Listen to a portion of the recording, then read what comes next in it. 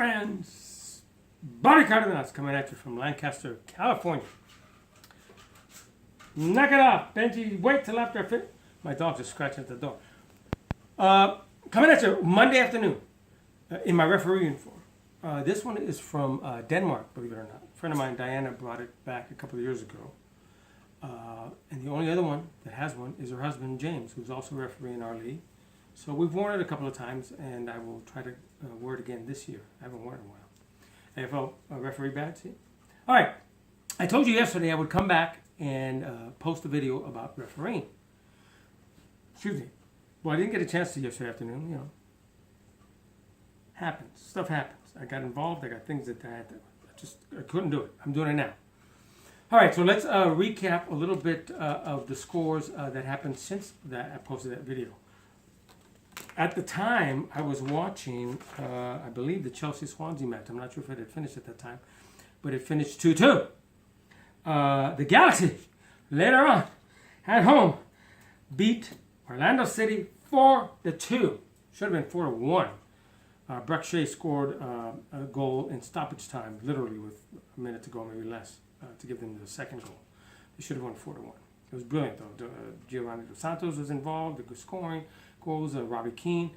And, as I stated, Landon Donovan came in as a sub, did not start, there's no way.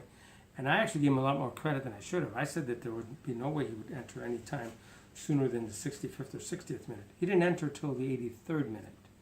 So with stoppage time, he roughly had just under 10 minutes of play, probably. But he did well, you know.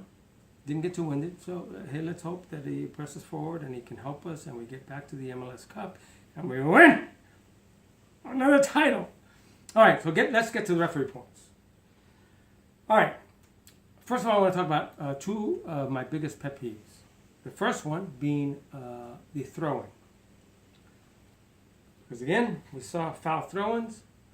Let me tell you something. When you're a professional and you've gone to soccer 101 your whole life, you should know how to throw. Properly perform a throw-in. A throw-in is a way to restart play.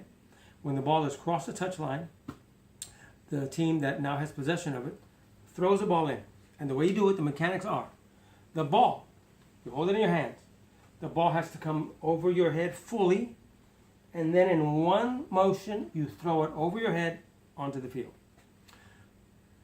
There's a myth that says that people think that it has to be done quickly. Actually, there's nothing in the laws that talks about speed. The thing is, you cannot hesitate. You cannot start to throw it in, stop during the throw, and then continue. That you cannot do. You also cannot throw it directly down onto the field by bending over, because you've now bent your body over. The other part, and this is the part that gets me, is you're supposed to have your feet on the ground. You know how many times these guys lift their friggin' foot up and there's an assistant referee there and they don't call it? There's a lot of mechanics doing it. It's just, okay. The other one is when a keeper possesses the ball, he has 6 seconds to release it. He's supposed to release it, either kick it, throw it, release it down to his feet, and then he can play it with his feet. So, but he's supposed to have 6 seconds.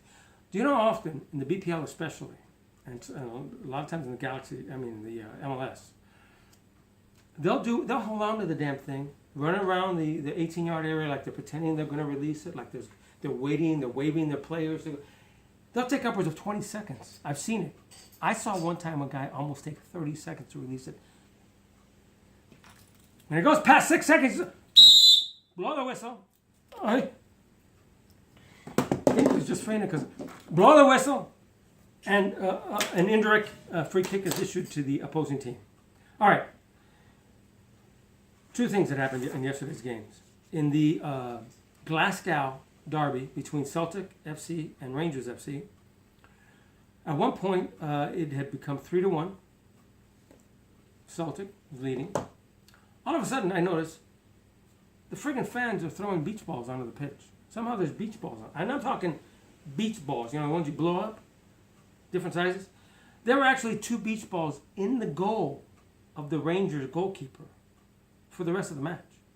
Balls, when a shot was actually made, it bounced off the goal. There were some on the field, on the pitch. for the rest of the friggin' match from 3-1, and the game ended up 5-1. For at least 20 minutes, there were beach balls all over. Referee, one of the laws states no foreign objects on the field, on the pitch.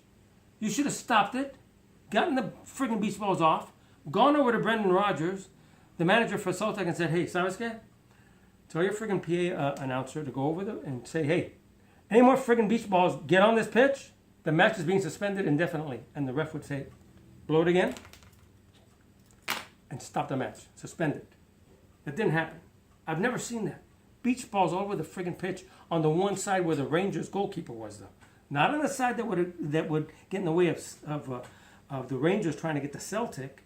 No, they did it in the way of the Rangers so that it would get in the way of the defense while the Celtic was trying to hit to score goals. Okay, you get it? That shouldn't happen. The other one, during the Arsenal-Southampton match, it is 1-1. Towards the end of the game, a player for Arsenal, Koscielny, gets hurt on a play while the play is down here. He gets hurt. Actually, he gets hurt on a play here. The ball goes back in this direction. He gets hurt. He's lying on the pitch, right in front of the goal box, right in front of the keeper. The ball goes down here. One of the Southampton players actually gets stepped on. No foul is called on the assistant ref. The play continues. It goes back up here. A player for Arsenal kicks the ball in to Giroud, who's here, who gets with the Southampton player. They're both grabbing each other. I personally think there was nothing that should have been called because they were both grabbing each other. And they ended up colliding and falling down. Referee calls a PK. Well, this player is still prone on the ground. Just go check. He got hit in the head. Why didn't he stop a play to get this player attended to? Especially where he was. If he would have been over here and it doesn't get in the way of Arsenal going this way, I can understand. But he is now in the way of the goalkeeper. The goalkeeper's got to concern himself with stepping on the friggin' player while play is continuing. How does that happen? I don't.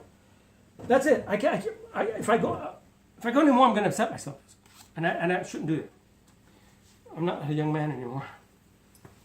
Okay, so I'm taking this off to say no to racism. Oh, because I shouldn't with the shirt on with the.